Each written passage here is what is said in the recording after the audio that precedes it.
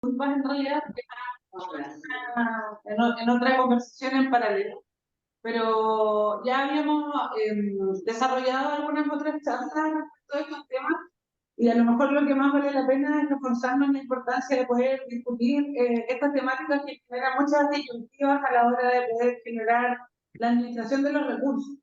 ¿Ya? Y nos centramos mucho en el tema económico y considero que este tipo de discusiones hacen más fácil esa toma de decisiones y que podamos tomar la decisión centrado finalmente en principios básicos tanto de justicia, ¿cierto?, como distribución de los recursos y en lo que le conviene más a nuestros pacientes finalmente, que es como debiéramos centrar nuestra toma de decisiones, en lo que le ocurre a nuestros pacientes. Así que eso, no sé si queda muy fuera de contexto, pero agradezco el espacio para poder decir esto que acabo de decir. Muchas gracias, doctora, por sus palabras, por estar presente con nosotros hoy día en este conversatorio. Bueno, para dar inicio, la doctora ya dio el puntapié inicial, pero me presento para los que no me conocen. Yo soy Andrés Cornejo por Chile, médico internista infectólogo, past president del Comité de Ética Asistencial, past secretary del Comité de Ética Asistencial del Hospital Regional.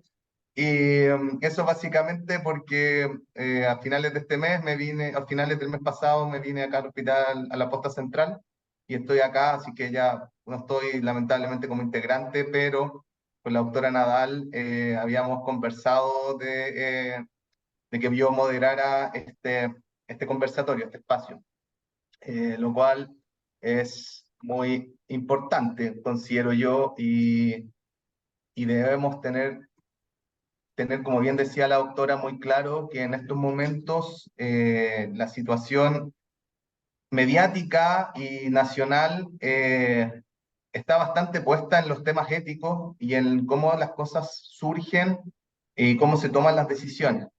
Eh, Tenemos claramente un caso mediático, el de Nachito, por ejemplo, un niño que necesita un medicamento que cuesta 1.800 millones de pesos, un inyectable, que con eso cambiaría su pronóstico vital, así lo recibe antes de cierta edad, con una campaña importante desde el punto de vista mediático por parte de su familia, con bastante información hacia las autoridades, y bueno, y cuando nosotros conversamos del tema de los medicamentos de alto costo, siempre tenemos que considerar muchos factores que vamos a analizar durante este conversatorio, y los valores éticos y los principios también son muy importantes en este contexto.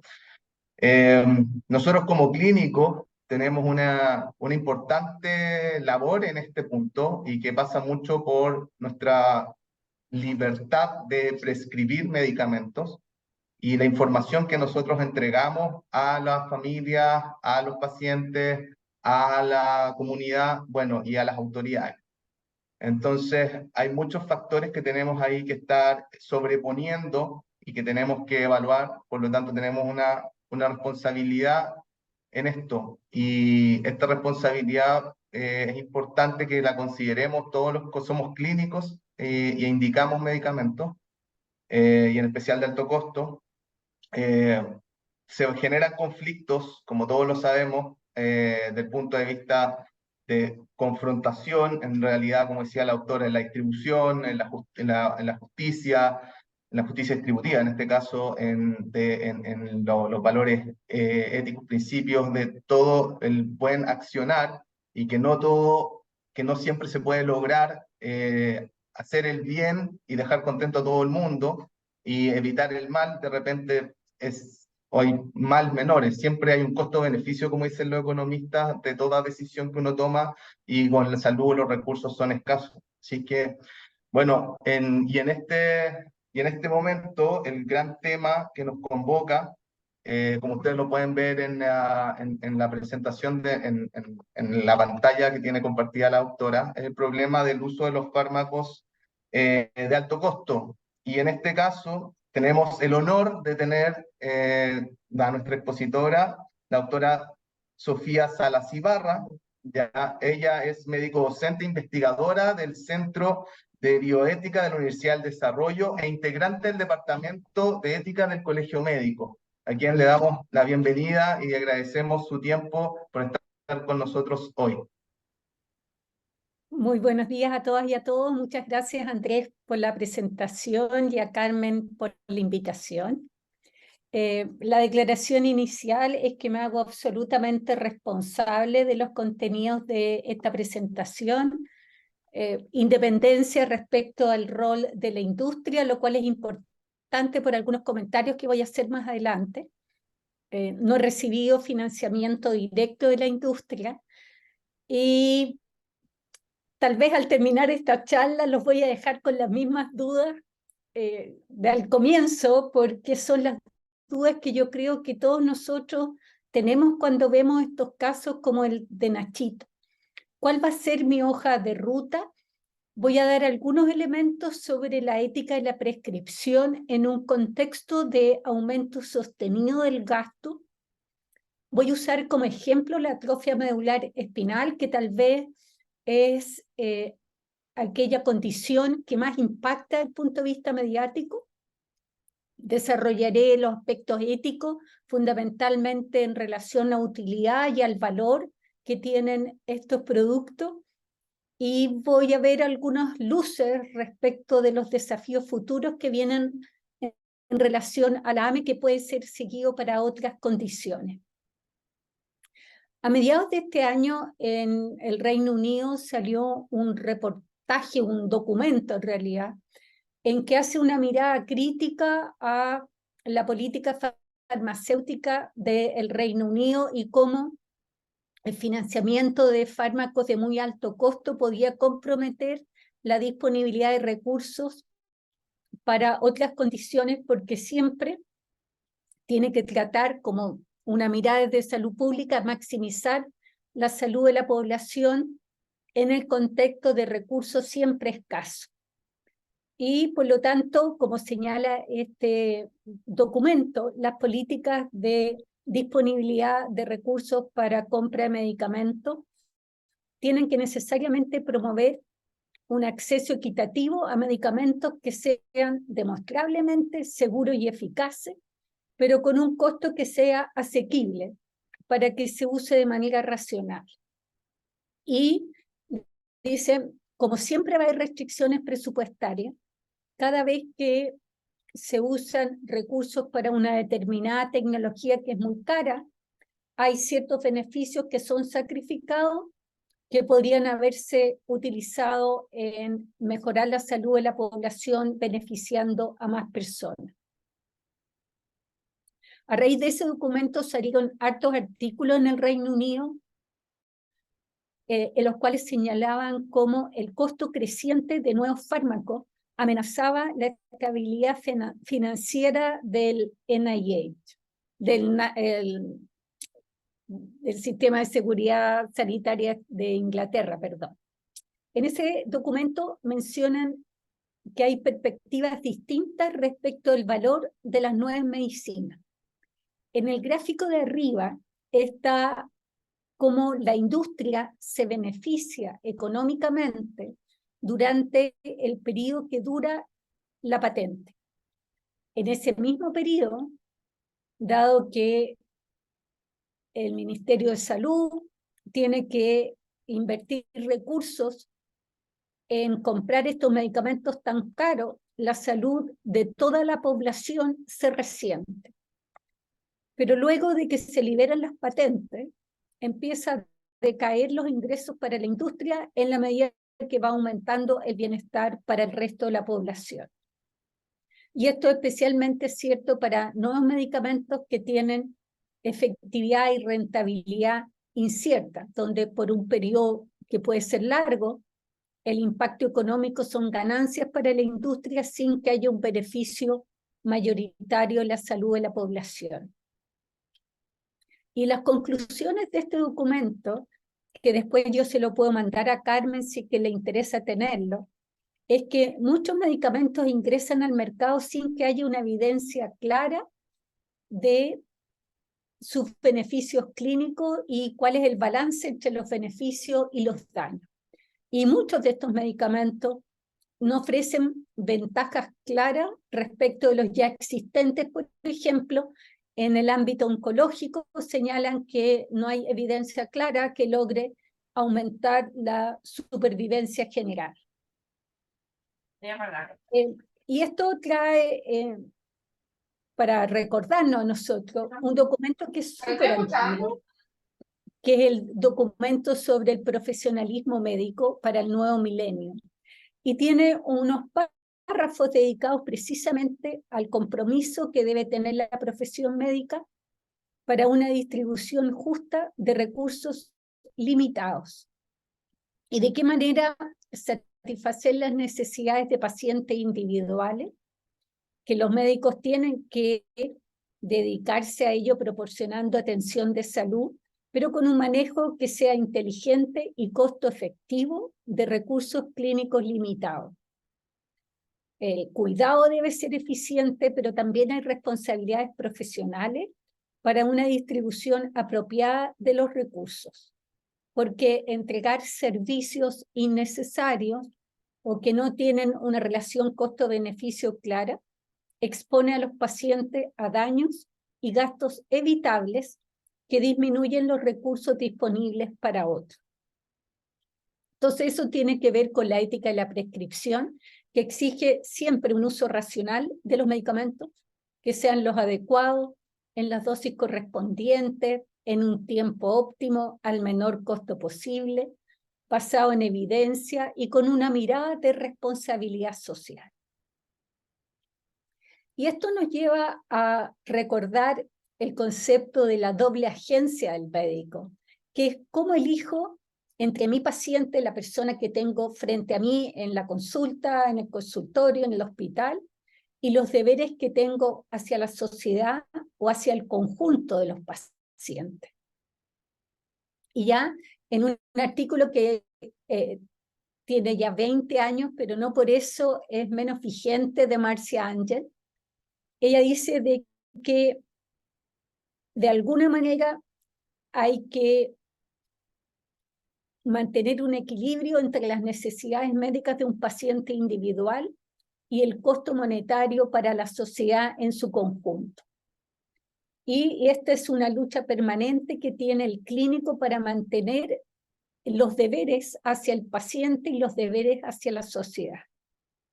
Entonces yo voy a usar como ejemplo el de la atrofia medular espinal. Yo no soy neuróloga, así es que no tengo conocimientos sobre la clínica de esta condición, pero sí señalarles que provoca pérdida de las neuronas que controlan la actividad muscular y por lo tanto, sobre todo en la atrofia medular tipo 1, que es la más precoz, los niños presentan dificultades para gatear, andar, sentarse, y en los casos más graves, como compromete toda la musculatura, para usar la musculatura respiratoria o para tragar. Entonces aquí les traje un ejemplo, podría haberlo actualizado con la historia que comentaron al comienzo. Esto está sacado de redes públicas, por lo tanto no hay ninguna ruptura de la confidencialidad. El papá de este niño dice, mi hijo Tomás tiene AME tipo 1, ¿cuándo se va a incluir esta condición en la ley Ricarte-Soto? Dice que un niño que está con hospitalización domiciliaria, ya conectado a ventilación mecánica, con TENS 24 horas, kine, fono, terapia ocupacional, etc. Ya tiene acceso a Spinraza, que cuesta 89 millones de pesos, que se le suministra intratecal cada 4 meses, y el papá dice que ha evolucionado positivamente porque tiene más ventanas sin ventilación mecánica. 3 ventanas, dice, durante 30 minutos cada una, con mayor control de cabeza y cuello y vence mejor la gravedad. Y solicita que pueda tener acceso a Zolgensma, que según él cura la enfermedad y que esta patología sea incluida en la ley Ricarte-Soto. Debemos recordar que la protección financiera de la Ricarte-Soto exige que se incluyan en el listado condiciones con diagnóstico y tratamientos de alto costo que tienen que cumplir 4 condiciones copulativas. Tienen que tener un costo alto, una favorable evaluación científica de la evidencia y la recomendación de los diagnósticos y tratamientos recomendados según el valor científico, económico y social, y que de esta manera se haya decidido la incorporación a el listado. Una mirada rápida del listado, por ahora son 27 condiciones. Hay varias condiciones genéticas como la mucopolisacaridosis 1, 2, 6, tirosinemia, enfermedad de Gaucher, de Fabry, entre otras, pero no está la atrofia medular espinal. Hay como 3 medicamentos para la atrofia medular espinal. Yo me voy a referir a 2 que son los que más han salido en la prensa. Uno es Nusinersen, que es la Spinraza, del laboratorio Biogen, que cuesta alrededor de $750.000 el primer año y luego $375.000, además de los gastos por aplicación intratecal.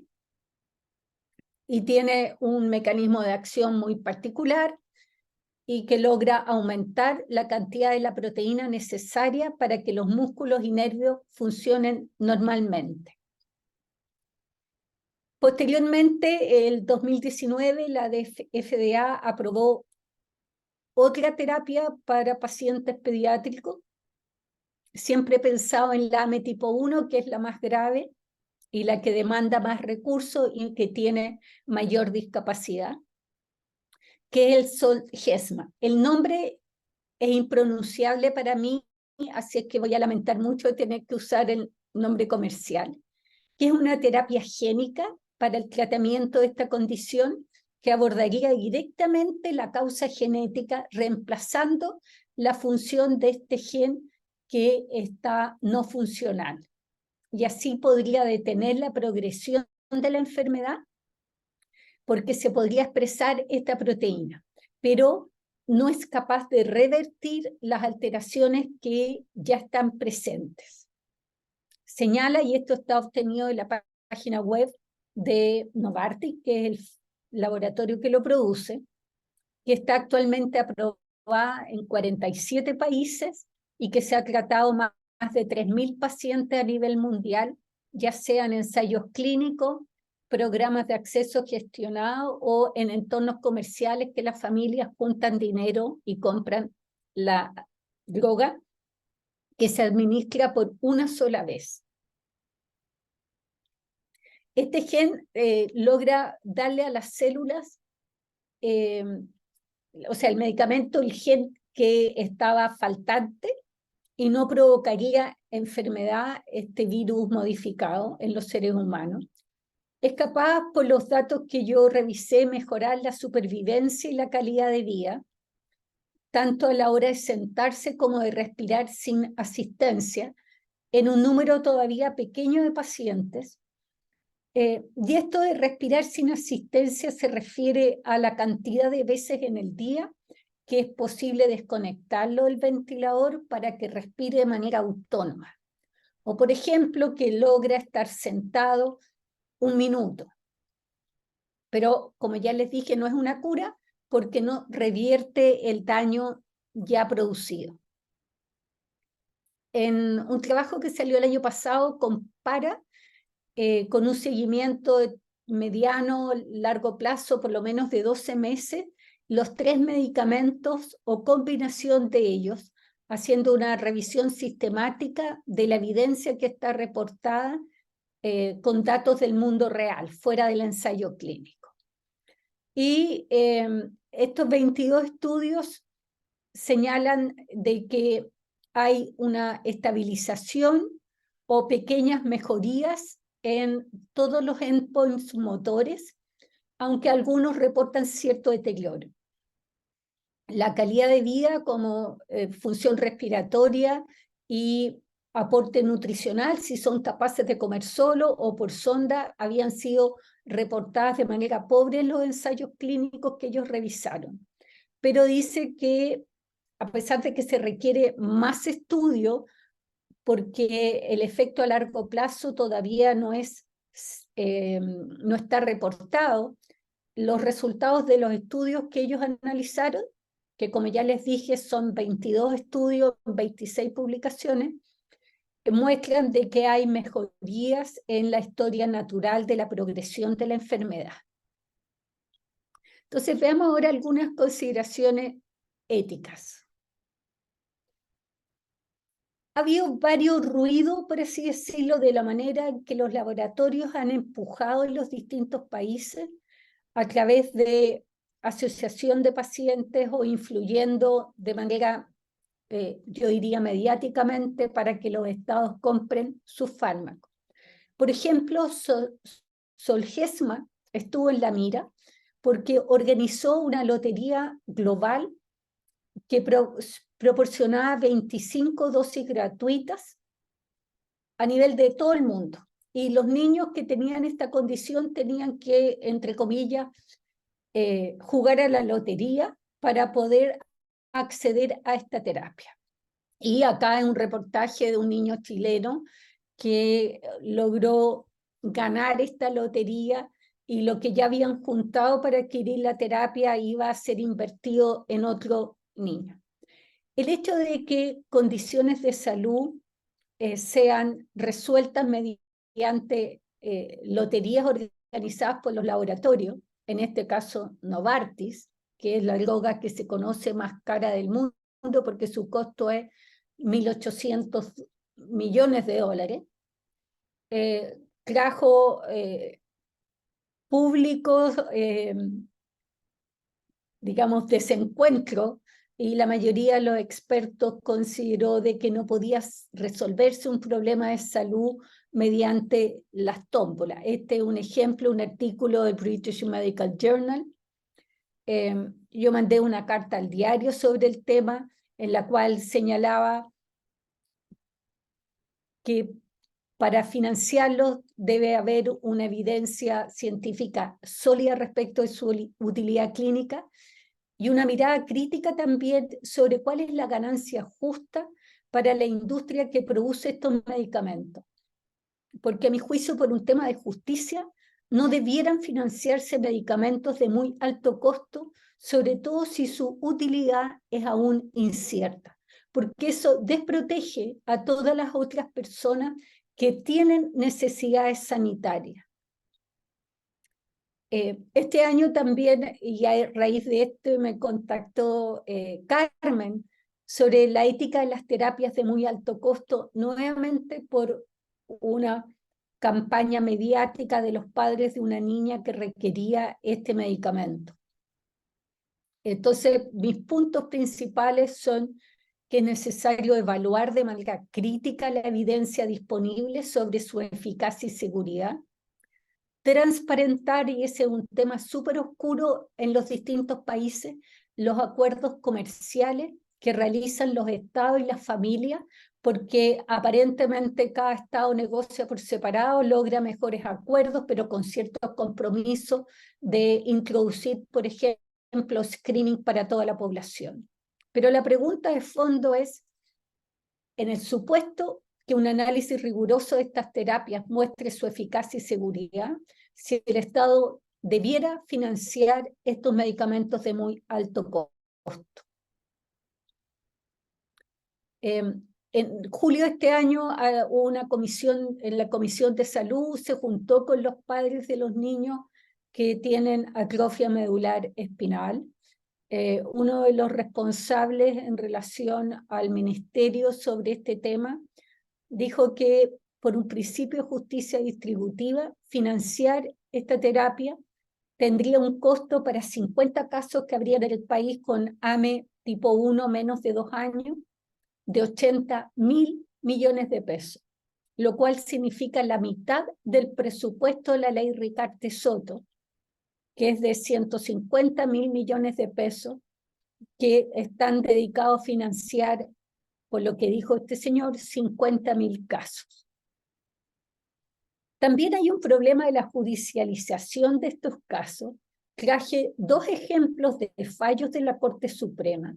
En uno, la Corte Suprema negó el acceso a un medicamento costoso, en este caso era Spinraza, porque era un niño que estaba en la etapa presintomática y por lo tanto consideró que no estaba en riesgo vital. Aunque la evidencia sugiere que mientras más precoz se la administra es mejor, porque como ya les dije, no retrocede la condición si es que se administra más tardíamente. Y en otro fallo de la Corte Suprema, sentenció de que, considerando el resguardo del derecho a la vida, tenía que FONASA financiar este fármaco de más de 500 millones de pesos, que no está incluido en la ley Ricarte-Soto y por lo tanto saltándose todo el sistema de asignar patologías que queden dentro de la ley que está definido por un consenso de expertos. ¿Qué es lo que se está discutiendo ahora? Y de hecho el viernes hubo un seminario en la Universidad Católica patrocinado, o mejor dicho, organizado por la Cámara de Innovación Farmacéutica para hacer acuerdos de riesgo compartido en salud. ¿Qué es lo que significa esto? Dado el altísimo costo de estas terapias, el Estado negocia con la industria que le va a financiar la totalidad del costo, pero en cuotas. Y el pago de la siguiente cuota está supeditado en que luego de un análisis clínico riguroso se demuestre que está teniendo los endpoints adecuados para que se considere adecuado el siguiente pago, y así sucesivamente. Por lo tanto, es como una especie de seguro que al laboratorio se le dice, le voy a pagar todo esto, pero siempre y cuando, en este caso individual, ese fármaco demuestre ser seguro y eficaz. En Argentina, y por eso es obvio porque habla de 2NN, el Estado se hace cargo del valor del fármaco siempre que el medicamento funcione. Y si no cumple con ciertos hitos u objetivos determinados, el costo lo tiene que absorber el laboratorio. En este caso, lo que dice el reportaje, el Estado lo va a adquirir en 1,3 millones de dólares más IVA. Y el Estado lo va a ir pagando en cuotas dependiendo de los endpoints que logra cada 12 meses de ser demostrado. Y lo que viene ahora, y hay mucha presión, sobre todo de padres que ya tienen un niño afectado con la condición, de poder hacer un screening neonatal precoz, porque sería crucial para poder acceder a la terapia en etapa presintomática. Se estima que habrían 18 niños por año que nacen con atrofia medular espinal, por lo menos 10 tipo 1, que fallecería o estaría muy severamente comprometido antes de los 24 meses de edad sin tratamiento. Y hay varios reportajes que hablan sobre el screening de neonatal de programa para la atrofia medular espinal. En este artículo publicado en 2021, dice que de 3.600.000 y tantos recién nacidos examinados, detectaron 288 con AME. Y ellos dicen que hay falta de datos del costo-beneficio, lo cual es un obstáculo para la implementación del cribado neonatal, porque es obvio que si no hay disponibilidad de fármaco, porque nadie lo puede financiar, no tiene mucho sentido hacer este tamizaje. Y ellos dicen que donde está disponible el medicamento, creen que podría haber cobertura de tamizaje en un 24% de los recién nacidos, pero si el fármaco no va a estar disponible, apenas un 8%. Lo interesante es que este artículo en la parte final dice cuál es el conflicto de interés. Y todos los autores han dado charlas patrocinadas para Biogen y Roche, la otra consultora para Biogen, consultora para Roche, Biogen, etcétera, etcétera. Por lo tanto, ha sido, por lo menos a mí me surge la duda de, en este impulso para hacer el tamizaje neonatal, hasta qué punto están estos líderes de opinión siendo influenciados o financiados por la industria para promover alternativas que después van en beneficio de la industria. Entonces a mí me parece que es fundamental lograr análisis independiente de toda relación con los que comercializan estos productos o hacen estos análisis genéticos. Ha habido varios artículos que mencionan la obligación ética de estas compañías que hacen terapia génica, no solo para atrofia medular espinal, para desarrollar políticas de acceso expandido.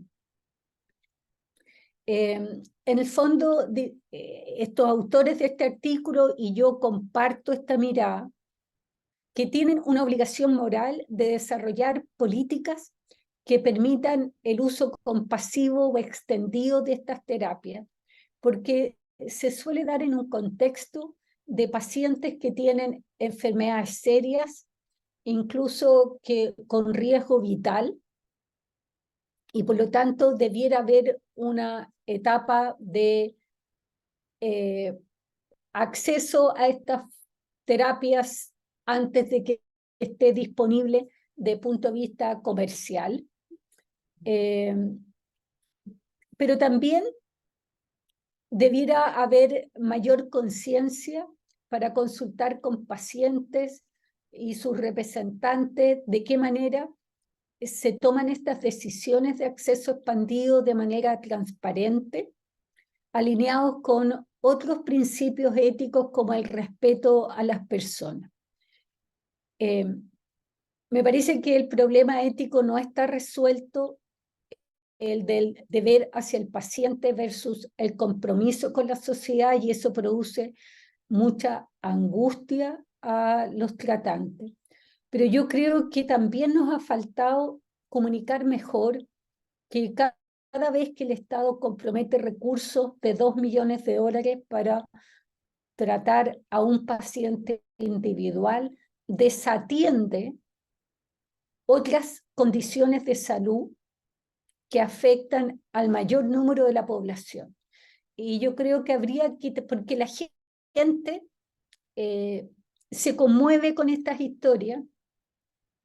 Uno dice, ¿cómo va a ser posible que un niño fallezca si hay una terapia que le puede salvar la vida? Podríamos dudar si eso es tan así o no. Y presionan al Estado o a la farmacia del hospital para que compre estos medicamentos. La Corte Suprema ha tenido fallos erráticos. Y yo creo que la pregunta de fondo, si la vida es un bien indisponible, si estamos obligados a que tenga que ser preservada o que se intente preservarla a cualquier costo. Yo creo que no. Y voy a dejar de compartir pantalla porque no tengo más que comentarles, salvo compartir con ustedes estas dudas que yo creo que probablemente muchos de ustedes tienen. Muchas gracias, doctora, por su buenísima presentación, realmente tema importante. Bueno, vamos a ver algunas preguntas. Demos un segundito. Tenemos, a ver, ¿qué mensajes o estrategias debemos adoptar como institución para justificar la distribución justa de recursos escasos ante padres o incluso pacientes que demandan fármacos prescritos por sus médicos que no están considerados en el presupuesto? Como puede ser el caso de AME. A ver, yo voy a dar mi opinión que puede ser súper rebatida y me encantaría escucharlo a ustedes también. Pero yo creo que es muy injusto, por así decirlo, que cada hospital o cada centro de salud tenga a nivel individual que hacer frente a estos temas, porque la verdad es que ustedes dependen del recurso que le entrega el Estado. Entonces a ustedes le entregan, voy a usar en términos coloquiales, una torta de un tamaño fijo que tiene que durar los pedacitos para todo el año. Y si ustedes entregan la mitad de esa torta para el caso individual que ha ido a la tele, ha ido a los medios, significa necesariamente que con la otra mitad van a tener que luchar para sobrevivir apenas. Y eso compromete la salud ya no solo de un paciente, sino que la salud de muchos más. Y a mí me parece que no es lógico que esta discusión la tenga que hacer uno por uno, cada hospital enfrentando el canal de televisión X que va a llegar a entrevistar al jefe de farmacia o al subdirector clínico o al que corresponda que toma las decisiones. Y esto debiera llevarse al Ministerio de Salud para que haya una mirada, voy a usar la palabra homogénea en el sentido de que sean con estándares éticos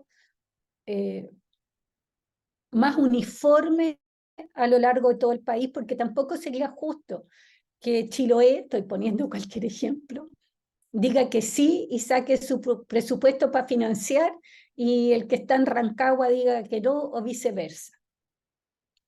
Pero yo creo que habría que... Mi impresión es que actuamos muchas veces, no digo ustedes, digo la sociedad en general, por un buenismo, por el cual fácilmente nos conmovemos por los casos mediáticos y uno dice, sí, ¿cómo no se le va a entregar? Pero dejamos de ver toda la otra población que está haciendo la fila, que tiene años en la lista de espera para operarse una cirugía de cadera o para acceder a una colonoscopía o lo que sea, todas las anteriores, para resolver un solo caso de salud. Y quien debiera negociar en realidad con las compañías farmacéuticas para obtener precios justos no puede ser cada prestador a nivel individual. Creo yo. No me parece que es justo.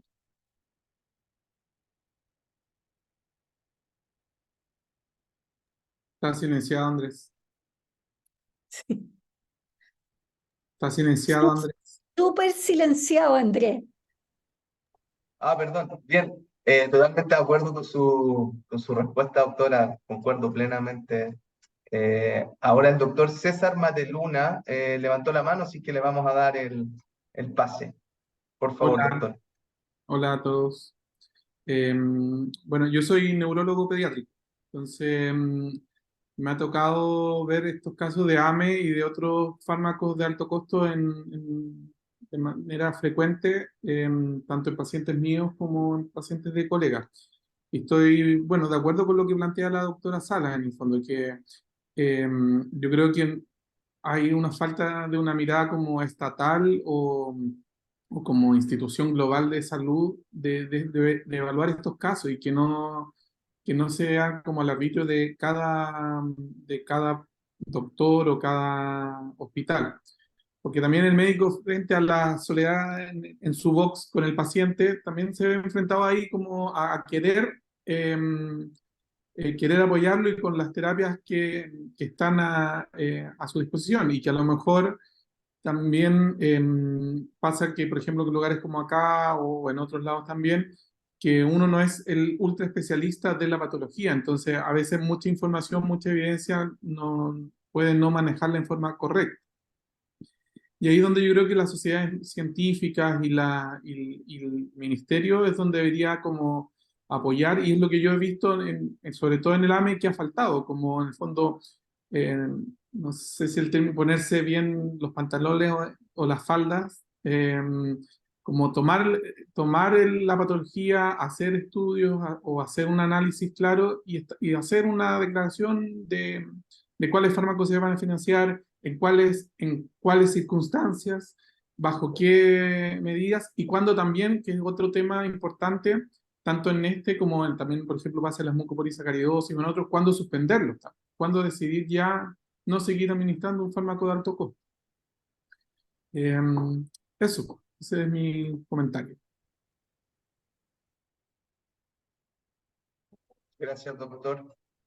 Doctora Salas, ¿algo que quiera compartir en relación a eso? O sea, yo comparto plenamente que esto debiera, si va a entrar la AME al Ricarte Soto, que entre por la puerta ancha y no por la presión en los medios.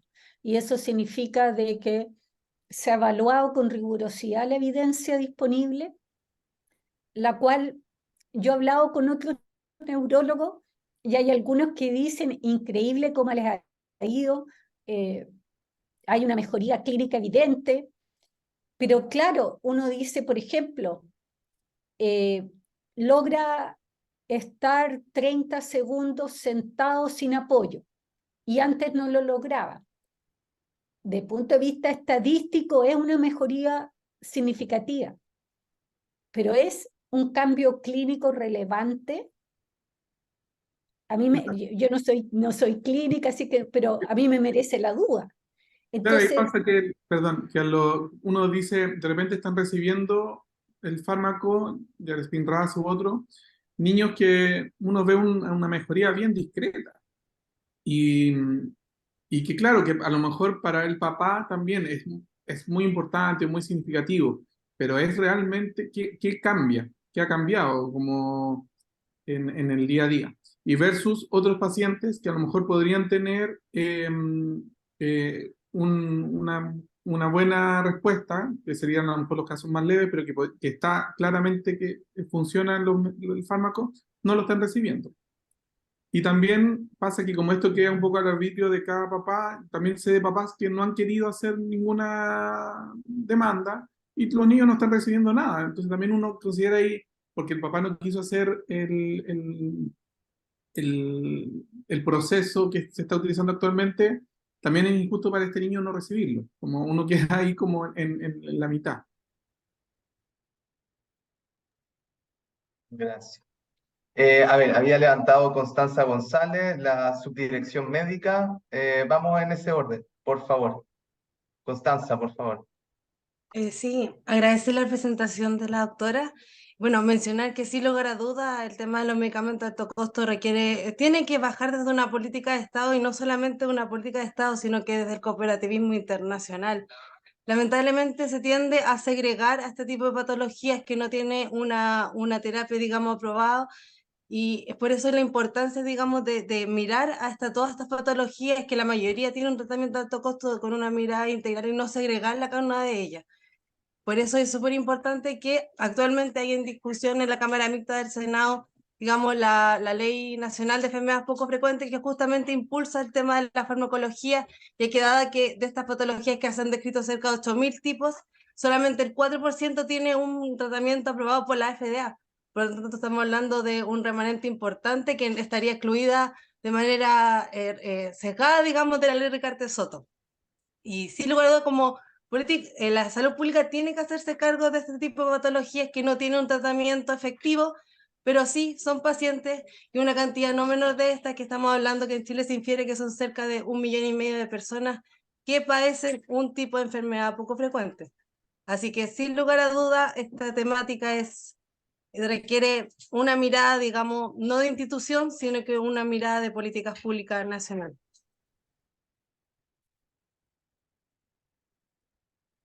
Muchas gracias, Constanza. ¿Algo quiere agregar, doctora Sala, o continuamos con la...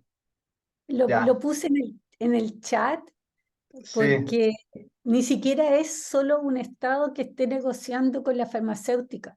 Debiera ser a nivel regional si es que no se logra a nivel mundial. Porque, ¿por qué el niño en Chile le van a vender el fármaco en 2 millones de dólares y Argentina negoció mejor porque son más habitantes, entonces 1,2 millones? Tampoco es lógico. sí. Gracias. La Y se subdirección, me perdón, olvidaba. doctora, No, diga. espérate, que lo que escuché es que la industria está promoviendo fuertemente que se haga testeo neonatal y ofrece rebaja en el costo.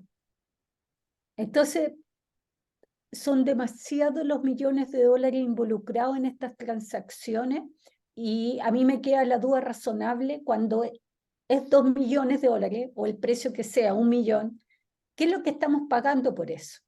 es el costo de la producción del fármaco más una ganancia razonable, es el desarrollo anterior y todos los fracasos, es la ventana de oportunidad ahora porque después se va a licenciar la patente y voy a recibir menos como industria. Yo eso no lo tengo para nada claro. Sí, es cierto. La subdirección médica, no sé, alguien había levantado ahí. Y yo, Ah, doctora Menares. sí, bueno. Bueno, me tocó el año pasado conocer cómo funciona el Comité de Drogas de Alto Costo para Drogas Oncológicas del MinSal. Y ese comité es un comité de expertos que tiene que cumplir estrictos requisitos de cierta formación y también de ausencia de conflictos de interés para tomar decisiones que son estrictísimos. Y de ahí que se ha generado un grupo de escenarios clínicos donde hay pacientes que pueden acceder a ciertas drogas de alto costo, no tan altas como el Spinraza y qué sé yo, pero costos considerables y que permiten a los médicos acceder a esos fármacos y los pacientes que tengan cobertura. Entonces, eso me hace reflexionar sobre una de las láminas que presentaba la doctora que tiene que ver con la prescripción, con la ética de la prescripción. Ya porque los médicos sentimos que estamos en todo nuestro derecho del ejercicio libre de nuestra profesión y tenemos en nuestro, como una fantasía, diría, hasta llega a ese nivel de fantasía, que tenemos la capacidad de discriminar si existe evidencia suficiente y si estamos prescribiendo el menor costo posible. Entonces aquí yo creo que, independiente de que estoy muy de acuerdo que esto tienen que ser políticas estatales y todo, creo que hay que poner límite al ejercicio médico indiscriminado, irracional y que raye en la ética, en el fondo, porque lo que dice es que el médico se ve como presionado ante una evidencia débil y una industria que lo está presionando también en prescribir de una manera muy irresponsable. Y yo creo que tenemos que partir ahí también, en hacer que los médicos tomen conciencia de que ese acto médico no está siendo ético. No tengo todos los elementos como individuo, porque es imposible, ¿eh? O sea, yo lo comparo con este comité de drogas de alto costo, es imposible que una persona pueda tener en sí misma todo eso que hace un comité tremendo y que se demora meses en llegar a una conclusión. Entonces, creo que hay que también insertar en esta discusión que esto no es solo un tema estatal, global, Mercosur, qué sé yo, sino que tiene que ver con el ejercicio responsable y ético de la profesión también. Porque también nos pasa que a veces, claro, no son de tan alto costo, son costos menores, son, no sé, pues costos que para un paciente pueden ser 30 millones al año. Uno dice, bueno, 30 millones al año, ¿es alto costo o no es alto costo? 8 millones al año, ¿es o no es?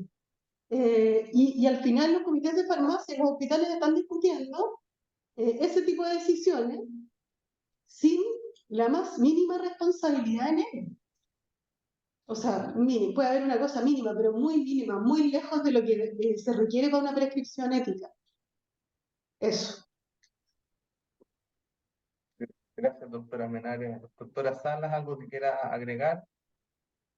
O sea, yo estoy muy de acuerdo, es muy distinto tomar las decisiones en solitario, influido por presiones de la familia, que obviamente si uno se pone el corazón en la mano y tuviéramos un hijo, un nieto, estaríamos también probablemente en la tele, si eso yo no lo discuto, ¿ya? Y probablemente si yo fuera el médico tratante me sería más difícil decirle que no. Pero si es un comité, un grupo de expertos con ausencia de conflicto de interés que toma decisiones racionales, es más fácil para el prestador individual decir esto se consultó con el comité o lo que sea, y la respuesta es no, pero fundamentada. Y yo creo que yo a veces pienso, ¿qué pasaría si a nivel mundial todos los países le dicen no te vamos a pagar 2 millones de dólares?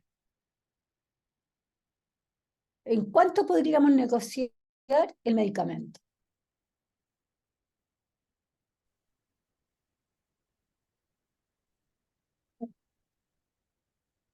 Una buena pregunta, doctora. Sí. Bueno, yo quería agregar en este mismo tema que hay una tendencia mundial en los países más que nada desarrollados a tener organizaciones, instituciones independientes, digamos como un equivalente al Banco Central en Chile de la economía y de la inflación, que son entidades autónomas con expertos sin conflictos de intereses y que son autónomos de todo, de tanto de las decisiones del gobierno de turno, de la industria, de la presión de la industria, y hacen análisis éticos y valiosos, tanto de la tecnología, de la implementación de tecnología en salud, como de la implementación de fármacos, realmente validando y dando una opinión técnica no sesgada, sino que con fundamento para el uso y que sea un organismo que en el fondo lidere el desarrollo de las tecnologías. Por ejemplo, no sé, implementar un super examen de imágenes que cuesta 20.000 millones de dólares. ¿Vale la pena o no? ¿Cuál va a ser el impacto? O sea, tecnología en salud, pero que sea independiente de un Ministerio de Salud que está encargado de otras funciones, que sea independiente del ISP que está encargado de otras funciones, sino que este un ente sea un ente técnico validado. Eso es lo que hay algunas tendencias. En nuestro país no tenemos eso actualmente y algunas políticas se diseñan en relación, pero muy poco. Entonces nos falta una profesionalización quizás en esa área. Y por otro lado, entrando en esta misma área, el riesgo, ¿cuál es el riesgo que usted ve, doctora Salas, en relación a la judicialización de estos casos? Porque si empiezan a caer judicializados los casos y empiezan a haber muchos fallos a favor de entregar estos medicamentos, claramente pudiese haber más de algún problema. Mirándolo desde el punto de vista de sanitario, ¿qué es lo que opina usted, por favor? Yo he conversado ese tema con colegas y consideramos peligroso que se judicialice los criterios técnicos por los cuales se debe asignar recursos de salud escasos, principalmente porque están muy influidos en sus fallos por el informe del médico a cargo de ese paciente, pero los jueces en general no tienen las competencias suficientes para evaluar de manera crítica la evidencia que se les presenta. Entonces, cuando te dicen que significativamente mejora la respiración o que mejora la habilidad motora, el juez dice, ya, hay evidencia suficiente, pero no va a entrar a ver que en realidad esa evidencia significa que logra estar sentado 30 segundos. No logra hacer esa pregunta de, bueno, esa evidencia ¿tiene alguna significancia clínica o es simplemente una significancia estadística? Yo encuentro muy peligroso que sean los jueces quienes se salten los criterios que están definidos por ley, como por ejemplo la Ricarte-Soto o las patologías GES.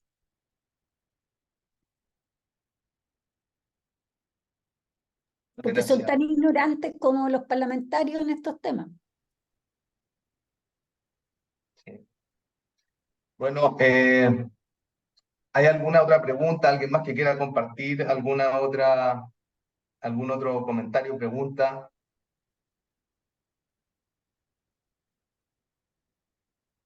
¿No? ¿Puedo yo hacer un Sí, comentario? doctora, por favor.